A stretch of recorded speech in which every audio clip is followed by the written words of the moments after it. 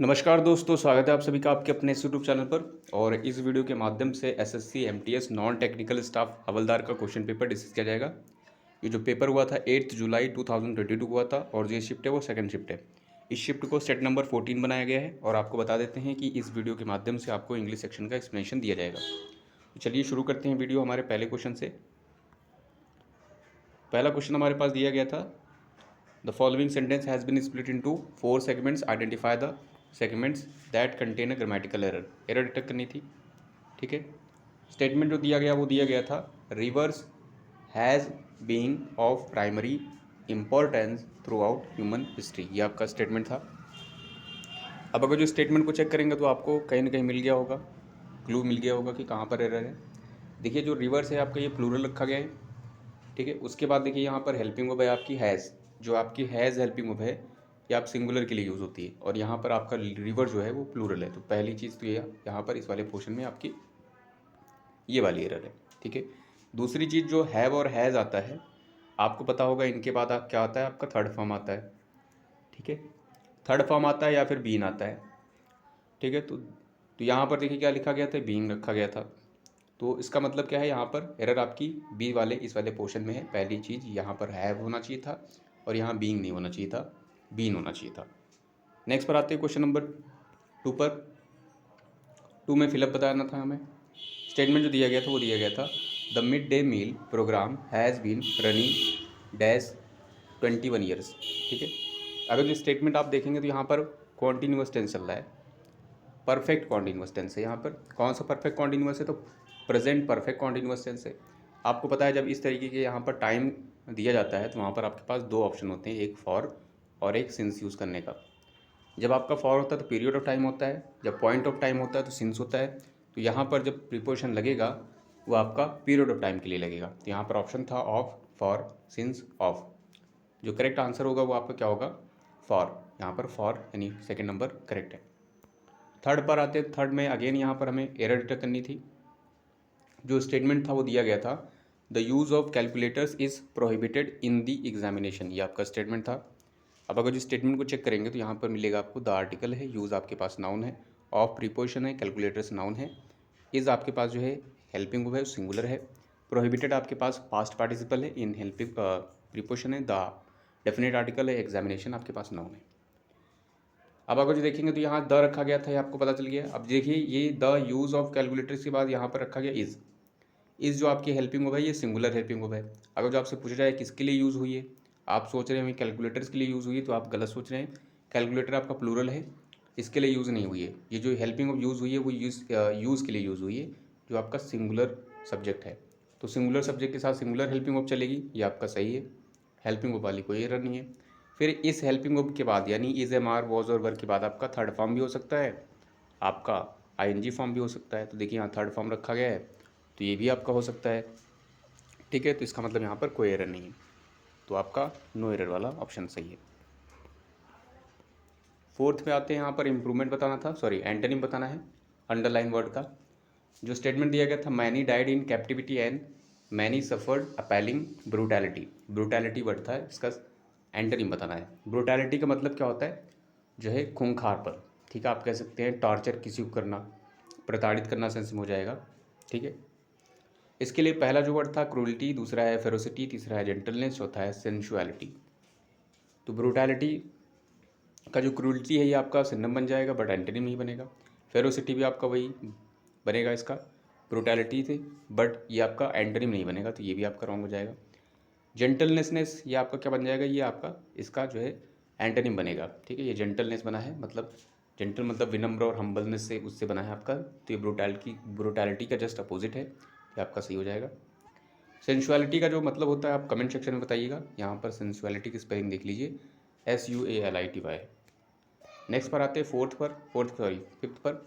Fifth में बताना था, यहाँ पर रेक्टिफाई करना था इनकरेक्टली स्पेल्ड वर्ड को। जो स्टेटमेंट था वो दिया गया था, दे हैव, लेजिटिमेट की स्पेलिंग गलत लिखी गई थी, ग्राउंड्स टू इंगेज भी ये गलत है।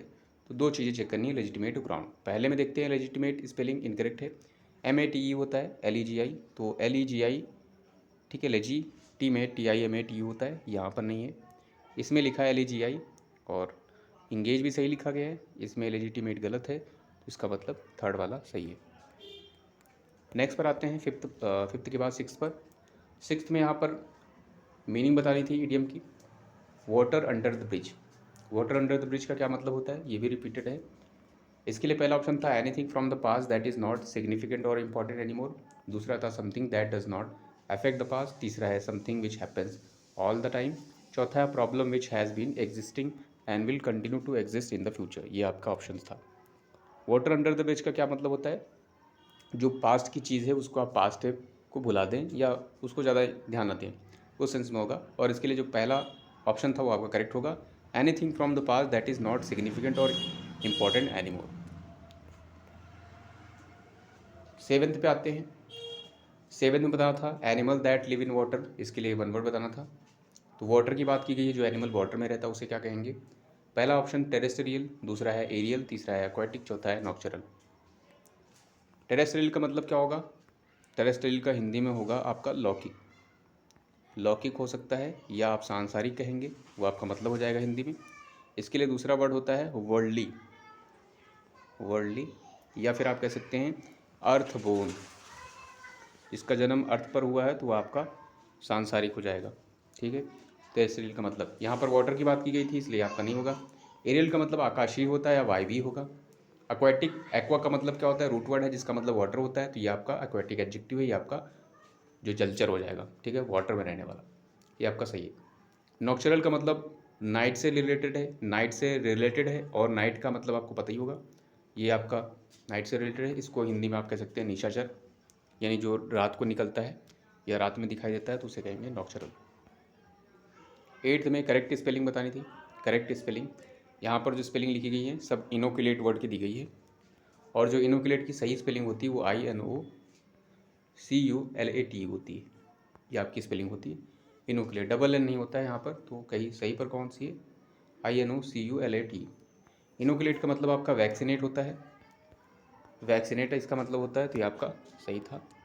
नेक्स्ट पर आते हैं, यहाँ पर इम्प्रूवमेंट बताना था। स्टेटमेंट जो दिया गया था वो दिया गया था my experience the press gallery are more concern to public affairs than private ones. ये आपका स्टेटमेंट था। अब देखिए यहाँ रखा गया था आर, ठीक है, और यहाँ पर सब्जेक्ट था the press gallery. Press gallery आपका सिंगुलर है, इसका मतलब आर नहीं होना चाहिए, पहली चीज़ ये है। दूसरी चीज़ आगे पढ़ेंगे तो मोर कंसर्न दिया गया था, टू दिया गया पब्लिक अफेयर्स, दैन रखा गया, तो कंपैरेटिव आपका वर्ड जो आता है कंपैरेटिव डिग्री में मोर तो रहेगा ही रहेगा। इसका मतलब पहले हमें इस वाला चेक करना है, इसकी तरह। पहले में रखा गया था नो इम्प्रूवमेंट, दूसरे में आर मच, तीसरे में is much more concern of रखा गया है, चौथे में रखा गया इज़ मोर कंसर्न विथ। ठीक, तो पहली चीज़ तो ये वाला आपका ऐसे ही चला जाएगा, पहले ऑप्शन देखेंगे। आर रखा गया तो आर तो आपका होगा नहीं, इज़ यहाँ पर रखा गया है, ठीक है। और यहाँ पर देखिए जो आपका रखा गया कंसर्न टू, कंसर्न टू का मतलब होता है किसी चीज़ को ज़्यादा जो है इम्पोर्टेंस देना, ठीक है, या महत्व समझना। जबकि कंसर्न विद का मतलब से रिलेटेड होता है, से संबंधित होता है। यहाँ पर अगर जो मीनिंग देखेंगे तो आपको बोला गया था in my experience the press gallery जो है वो पब्लिक अफेयर से दैन प्राइवेट वंस को, मतलब से संबंधित का सेंस हो रहा है। तो यहाँ पर आपका जो करेक्ट होगा। दूसरी चीज़ यहाँ पर थर्ड वाले ऑप्शन में देखिए इस तो था, बट यहाँ मच अननेसेसरी रखा गया था। अगर यहाँ पर अननेसेसरी है तो ये वाला आपका ऑप्शन गलत है। लास्ट वाला देखेंगे तो इज़ मोर कंसर्न विथ, ये आपका सही है, concern with public affairs. Tenth पर आते हैं, एरर डिटेक्ट करनी थी। स्टेटमेंट जो था in spite of hardly work she was not able to pass the exam, ये आपका स्टेटमेंट था। इन स्पाइट ऑफ की खास बात होती है, इसके बाद ऑफ आता है तो ऑफ रखा गया है, ठीक है। इसके बाद जो आपका वर्ड है वो एडवर्ब जो रखा गया है हार्डली, ठीक है, ये हार्डली आपका गलत रखा गया है। हार्डली नहीं होना चाहिए, यहाँ पर हार्ड होना चाहिए, हार्ड वर्क, ठीक है। इन spite of hard work she was not able, तो इसका मतलब कहाँ पर है, एरर आपकी ए वाले पोर्शन में है। 11th में यहाँ फिलअप बताना था। He came back from the game took a dash shower and was ready for the evening, ये आपका स्टेटमेंट है। गेम खेल के आया है, टू का डैश किया है शावर, और रेडी हो गया शाम के लिए। क्विक शावर किया है उसने, टेक शावर सॉरी क्लीन है, फास्ट है, हेवी है। तो अकॉर्डिंग टू इस सेंस के अकॉर्डिंग कैसा शावर उसने किया है, मतलब जल्दी में किया होगा, ठीक है। जल्दी में किया होगा तो जल्दी के लिए जो करेक्ट वर्ड है वो आपका क्विक हो जाएगा, take a quick shower. 12th में यहाँ पर अंडरलाइन इडियम की मीनिंग बतानी थी। Ron added a feather in his cap.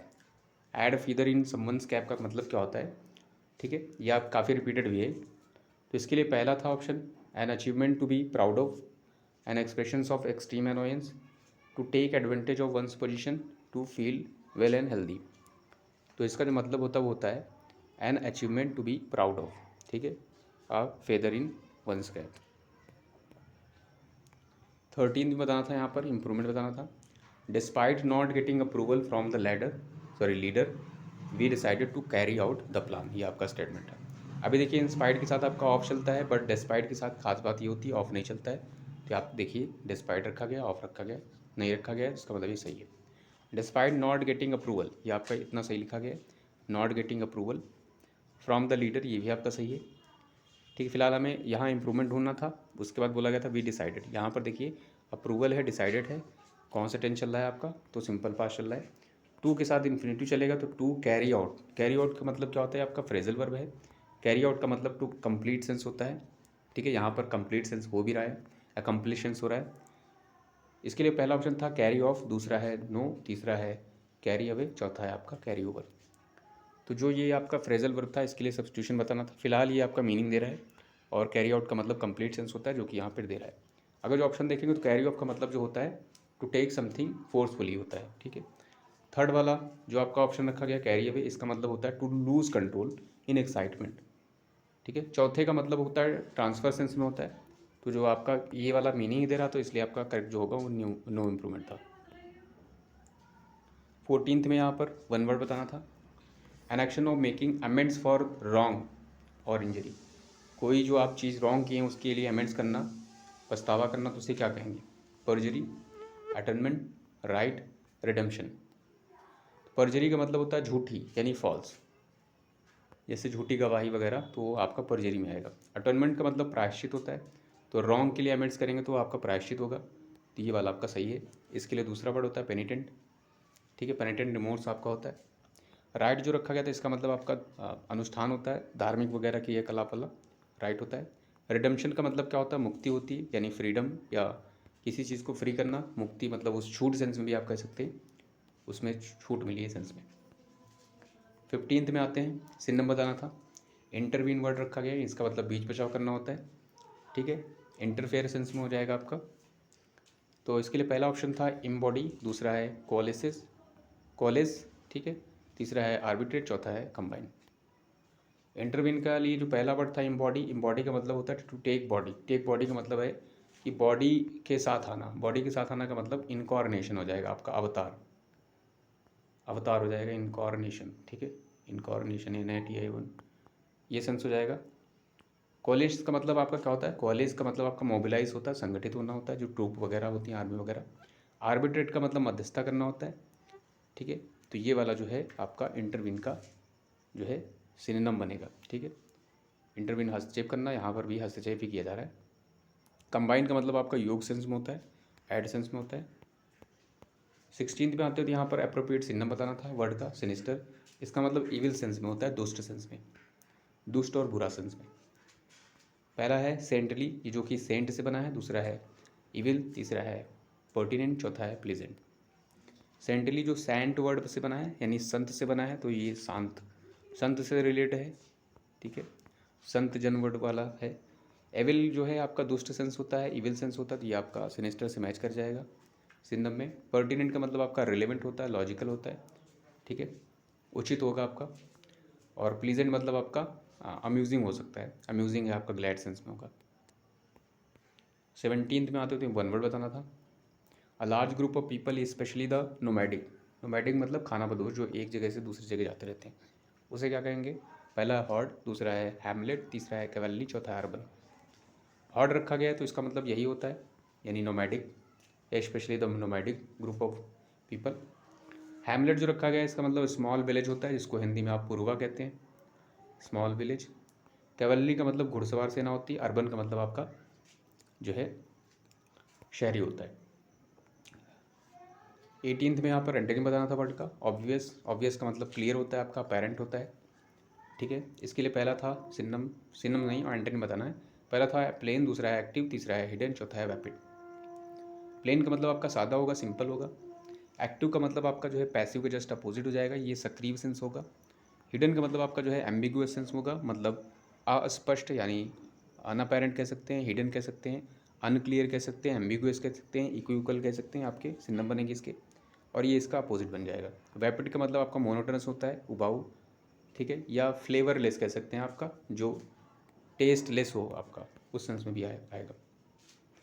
19th में यहाँ पर वन वर्ड बताना था, नॉट फिट टू ईट, जो चीज़ ईट करने के योग्य नहीं उसे क्या कहेंगे? अखाद्य हिंदी में कहेंगे। अखाद्य के लिए पहला ऑप्शन था इनएडिबल, दूसरा है फ्रेजाइल, तीसरा है पोर्टेबल, चौथा है सलन। तो इनएडिबल से देखिए ईटेबल से बना है यहाँ पर, ईटेबल से इनएडिबल, जो ईट करने योग्य नहीं है, तो ये आपका करेक्ट बन जाएगा। फ्रेजाइल का मतलब आपका भंगुर होता है, जो easily breakable, which can be broken easily, ठीक है, भंगुर कहेंगे जिसे। ब्रिटल भी एक सेंस होता है, और पोर्टेबल का मतलब होता है दैट कैन बी ड्रिंक, यानी ड्रिंकेबल, जो ड्रिंकेबल हो उसे पोर्टेबल कहेंगे। एक वर्ड होता है पोर्टेबल, उसका मतलब होता है जो इजी हो, कैरी एबल करने के योग्य, यानी कैरी करने योग्य आसानी हो, उसे पोर्टेबल कहेंगे। यहाँ पर पोर्टेबल है। सलन का मतलब आपका ग्लूमी मेलनकली सेंस होता है, डिप्रेस्ड हो जाएगा, डिस्पेयर सेंस हो जाएगा, उदास मायूस सेंस होगा, मर्की सेंस हो सकता है। 20th में आते हैं तो एंटोनिम बताना था अबेट सेंस का। अबेट का मतलब लेसन सेंस होता है, डिक्रीज करना, दर्द वगैरह कुछ कम करना, तो उसे अबेट कहेंगे। इसके लिए पहला था मॉडरेट, दूसरा है एग्रेवेट, तीसरा है डिक्रीज, चौथा है ऑब्जर्व। मॉडरेट का मतलब एक सम सेंस में होता है, जो नीदर टफ हो और नॉट जो है बहुत ज़्यादा बीच वाला लेवल होता है मॉडरेट, ठीक है। एग्रेवेट का मतलब किसी चीज़ को जो है, देखिए यहाँ एंटोनिम बताना है। अबेट का मतलब कम करना, और एग्रेवेट का मतलब किसी चीज़ को बिगाड़ना और बुरा करना, वर्स करना, सिचुएशन या किसी भी चीज़ को बिगाड़ना, और तो ये आपका एंटोनिम बन जाएगा एग्रेवेट। डिक्रीज मतलब कम करना, ये आपका सिनोनिम बन सकता था, बेटर एंटोनिम नहीं है। ऑब्जर्व मतलब टू लुक अटेंटिवली होता है, ऑब्जर्व करना, एग्जामिन करना सेंस होगा। नेक्स्ट पर आते हैं, जैसा कि हमें पता है पैसेज होता है, तो पैसेज रीड कर लेते हैं। पैसेज में दिया गया था हमारे पास, endurance was the 3 masted ship in dash, Sir Ernest Shackleton and a dash of 27 men sailed for the Antarctic on the 1914-1917 Imperial Trans-Arctic Expedition. Expedition मतलब सैर सपाटा होता है आपका। The ship originally named Polaris was built at Francis shipyard and dash in 1912 from लिखा गया है सैंडन एक मिनट, ये लिखा गया है सैंड्सफोर्ड इन नॉर्वे।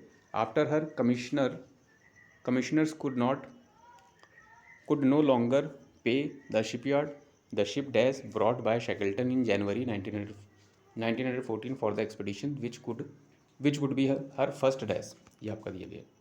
अब यहाँ पर आपको थीम समझ में आ गई है। अब आते हैं फिलअप पर।